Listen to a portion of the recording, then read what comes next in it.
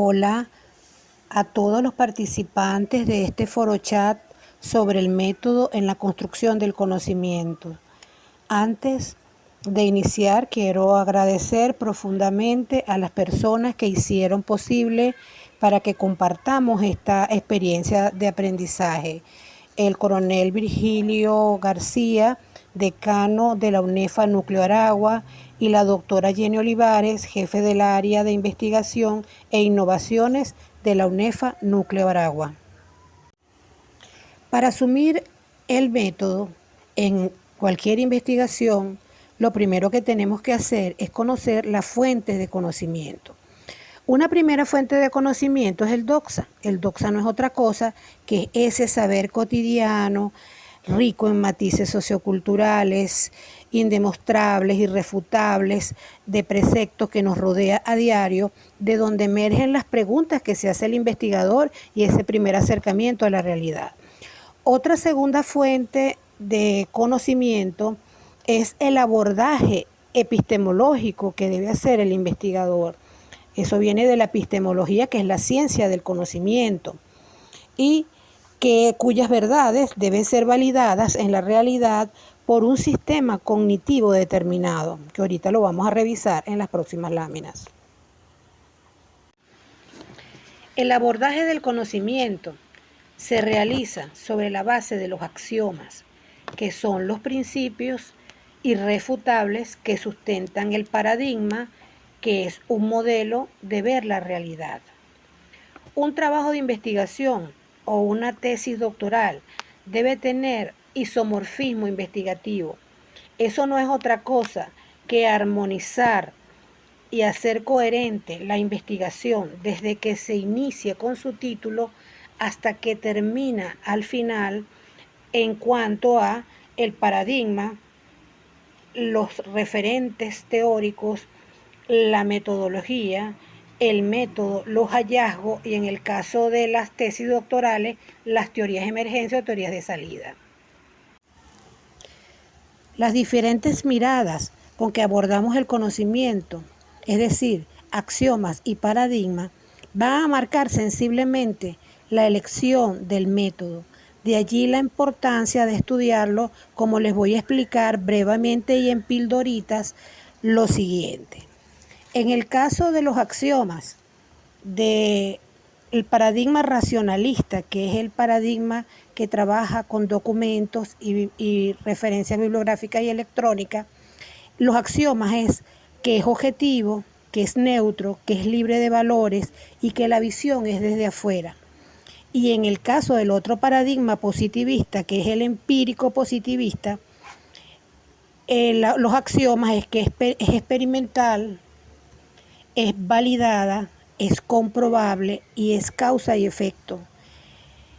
En el caso del pospositivismo, en su primera vertiente, los axiomas del paradigma interpretativo naturalista fenomenológico, la realidad es múltiple, es holística, es construida, es contextualizada y es impregnada de valores, tal como lo establece Wilson, 1997, Weber, Kurotti, 1990. En cuanto a los axiomas del paradigma sociocrítico, plantea que es divergente, que es crítico, que es transformador, que es construido, que es cargado de valores de la liberación humana. Este tipo de paradigma planteado por Adorno y que tenemos un representante estelar en Sudamérica como es Pablo Freire, entonces ya saben que es crítico y es divergente. En el caso del paradigma más joven, que es el integral holónico, que trabaja con un axioma como es intuir, razonar y meditar de Wilber, siempre este paradigma va a buscar la interioridad de la parte humana. Por eso el método que busca tiene que ir hacia la intuición, el razonamiento y la meditación. O sea que la persona está formada por cuerpo, mente, alma y espíritu. En cuanto al paradigma biológico-cultural de Maturana, este es un paradigma cuyos axiomas son: es recursivo, es biológico, está impregnado también de los valores del contexto social, es recursivo, es inacabado, es multimétodo y es en espiral. En el caso de los axiomas de la complejidad de Morán, entonces es recursivo, es inacabado, es en espiral y es transdisciplinario. Es importante destacar la diferencia que tiene la metodología del método. Muchos participantes en sus tesis doctorales, sus trabajos de grado, tienden a confundir ambos términos. La metodología viene de la palabra método, que significa método, y de logos, que significa tratados. Es más abarcadora, es una disciplina filosófica que estudia los diferentes métodos. Por lo tanto, la metodología es la ciencia del método. Hay una discusión ahorita si la metodología es un enfoque, pero fíjense que la metodología entonces es el tratado, o sea, es la ciencia del método. Por eso, la metodología articula el método con toda la realidad estudiada del fenómeno de investigación. Por lo tanto, es una teoría que involucra los procedimientos para que la persona, el investigador, pueda alcanzar su conocimiento. En el caso del método, el método es el camino práctico que utiliza el investigador para poder lograr su estudio. Se apoya en las técnicas y en los instrumentos y que serán distintos de acuerdo al abordaje del paradigma que utilice. Un ejemplo es, hay una técnica que es la observación. La observación para el positivismo es no participante, mientras que la observación, que es una técnica del método cualitativo, es observación para participante. Igualmente, entonces el método implica que se asume el investigador como estrategia de pensamiento. Es un medio idóneo para alcanzar el saber porque establece todos los procedimientos que el investigador va a alcanzar y contiene todos los supuestos que dependen de los axiomas. Son reglas que guían la investigación, permitiendo ahorrar esfuerzo físico, mental y alejando al investigador de la fantasía. Vamos a ver los métodos más empleados en el paradigma positivista.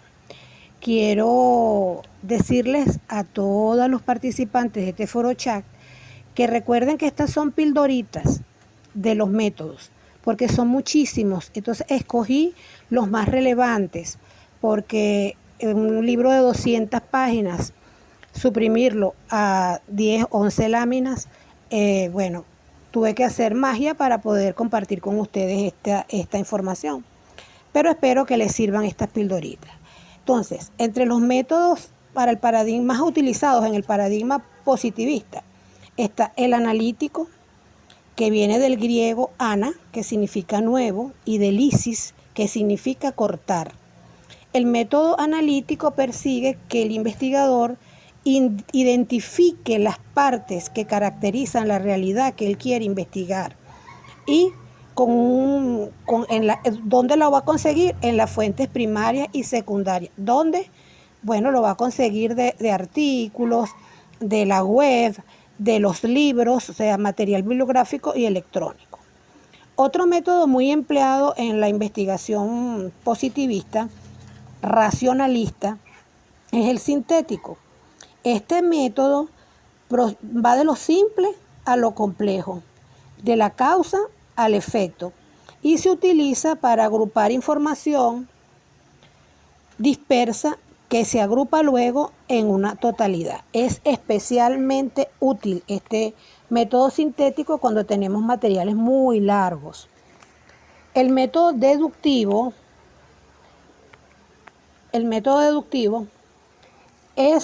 va de una situación general a una situación particular, que lo incluye. La deducción no excluye la inducción, son a nivel cerebral complementario.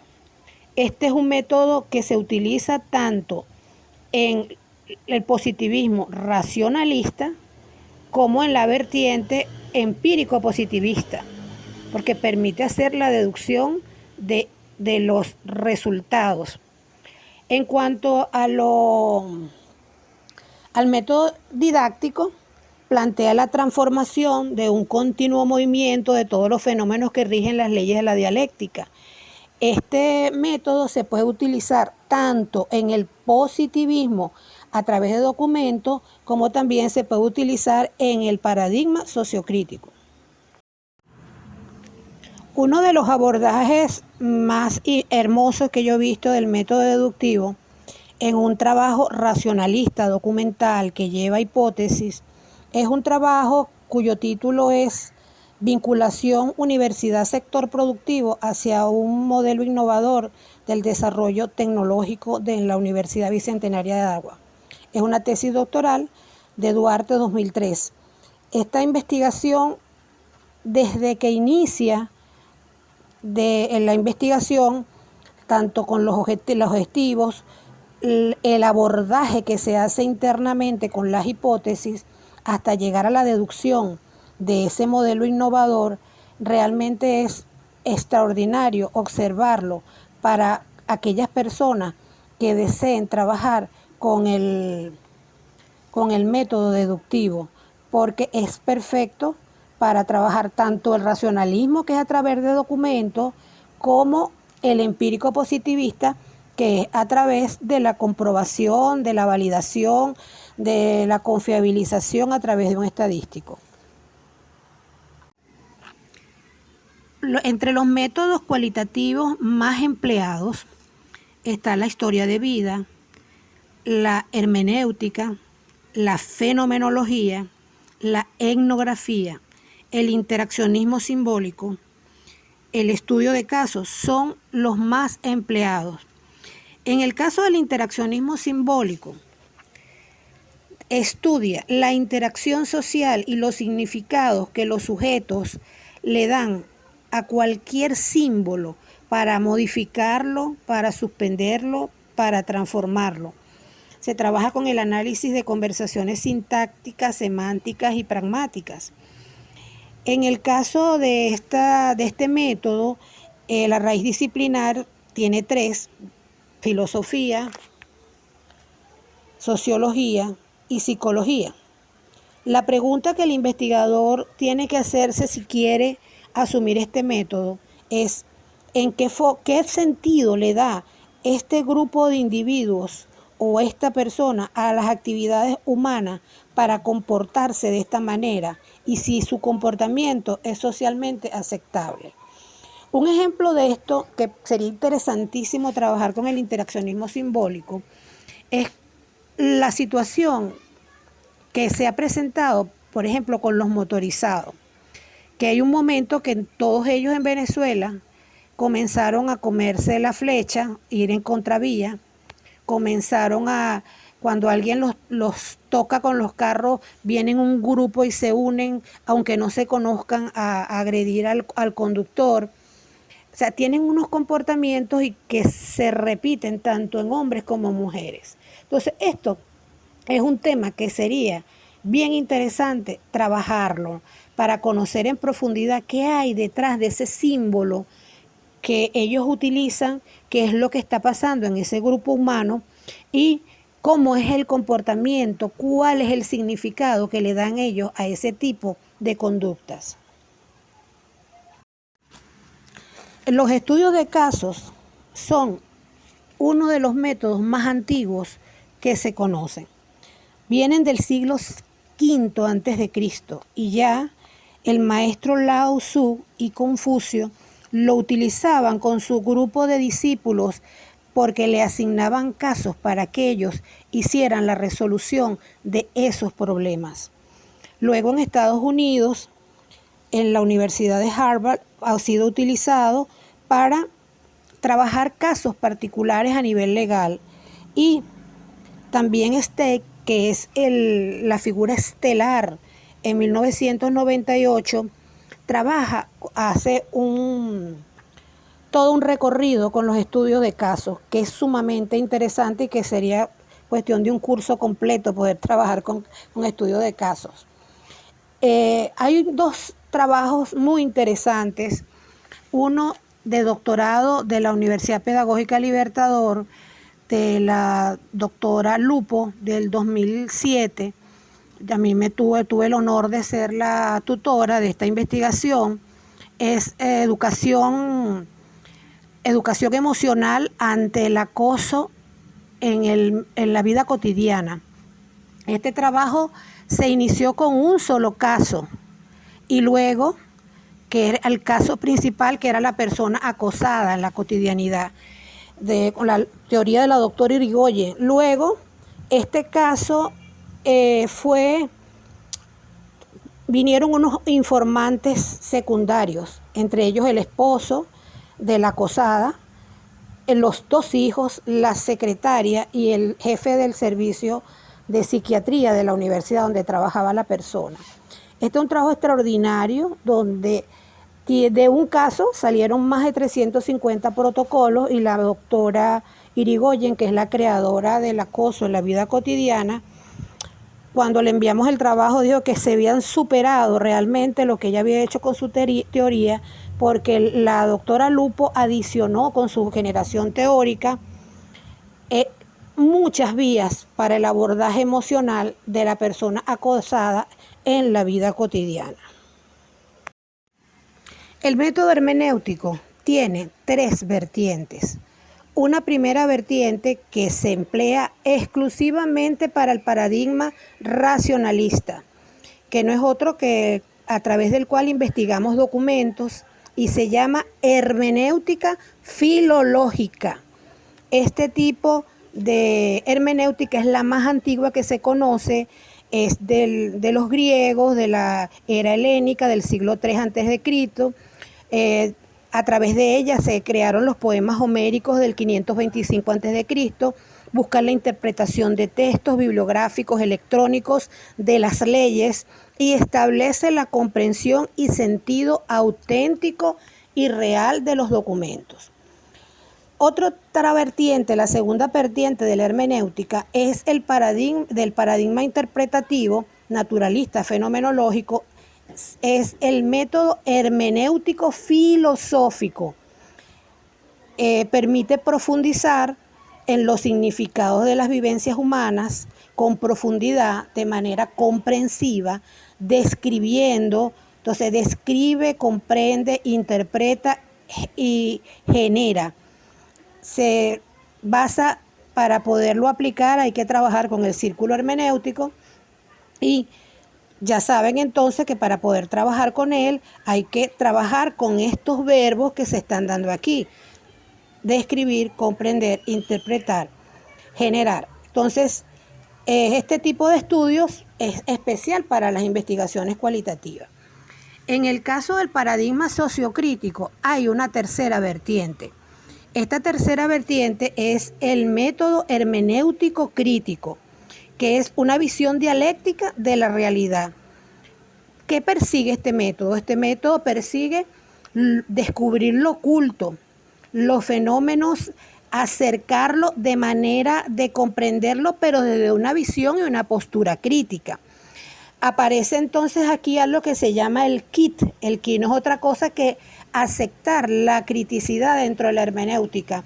El principal representante es Kozik, 1967, entonces ya sabe que comprende, interpreta, afirma, revela lo oculto, reconstruye para producir la teoría emergente crítica. La hermenéutica tiene una raíz disciplinar en la psicología social, y la pregunta que debe hacerse el investigador es: ¿en qué condiciones se realizó la acción humana o se produjo este resultado que yo deseo investigar? Esa es la pregunta que debe hacerse el investigador. Otro método muy empleado en la investigación, en la metodología cualitativa, en el paradigma interpretativo, es el método etnográfico. Su principal representante, Med 1991-1978. Viene de la antropología, la raíz disciplinar, y existen diferentes tipos de etnografía. porque se puede aplicar en la familia, en la escuela, en la fábrica, en la universidad, en la empresa, en el hospital, en la cárcel, en el gremio, en el club. O sea, cuando quiero estudiar el grupo social, etnias, comunidades, costumbres, cómo es la cultura, cuando quiero hacer una pintura de lo que está ocurriendo allí y después generar esa salida con una teoría una teoría emergente, es hermosísimo trabajar con la etnografía. En el caso de las vertientes que en los doctorados en educación, hay una vertiente que es la etnografía educativa. Y también hay dentro de la etnografía educativa, hay un tipo de etnografía que es la microetnografía educativa. ¿Por qué? Porque una trata de una comunidad escolar donde se escogen unos informantes, pero la microetnografía puede trabajar incluso con una sección pequeñita, 3, 5 niñitos de preescolar, y irle llevando el registro a esos niños. Un estudio muy interesante de la microetnografía, que realmente me pareció fascinante, fue el estudio de las competencias gerenciales en la educación universitaria desde el compromiso social, hecho por González Carmen en el doctorado de la UNEFA del Núcleo Aragua. Este es un trabajo fascinante que tiene elementos muy importantes de la etnografía educativa. Finalmente, en este encuentro, este último método que es muy hermoso, y tenemos una figura estelar en Venezuela que ha trabajado toda su vida con la historia de vida, que es el doctor Alejandro Moreno. Entonces, la historia de vida es la metodología vista a través de una investigación. Es importante ver las obras que ha tenido el doctor Moreno y trabaja mucho con la violencia en el mundo de la vida popular del venezolano, que es una de las líneas de investigación del CIP. Este tipo de método de investigación, entonces, son autobiográficos o relata la vida de los personajes. El sujeto es el centro del conocimiento, reivindica la cotidianidad como propuesta, puede aplicarse a una gran diversidad de temas, establece una relación muy profunda entre el investigador y el investigado, desdibuja esa relación dominado-dominación, es una relación de iguales. El criterio de certeza reside en el sujeto o los sujetos investigados, rechaza los paradigmas hegemónicos y el enfoque del documento, de la teoría que se genera, puede ser fácilmente comprendido por el público, no especializado, porque se trata de ir conviviendo con esa realidad de donde viene la historia de vida. La raíz disciplinar es la sociología y la psicología, y la pregunta que se tiene que hacer el investigador es cuál es la estructura social compleja de donde viene esta persona, cómo es este grupo humano. Hay una historia de vida muy interesante de una participante que fue mi tutorizada hace bastantes años, en el 2003, una tesis doctoral, que trabajó una historia de vida de los cultores populares en identidad cultural, por supuesto, en Apure. Este trabajo, esta tesis doctoral fue muy hermosa porque al final ella hace un abordaje de cómo ir formando a niños del preescolar como microcultores populares en diferentes manifestaciones culturales. Entonces, con esto, muchachos, cierro este encuentro. Quizás no vamos a conseguir en otra próxima oportunidad que tengamos a bien hacerlo.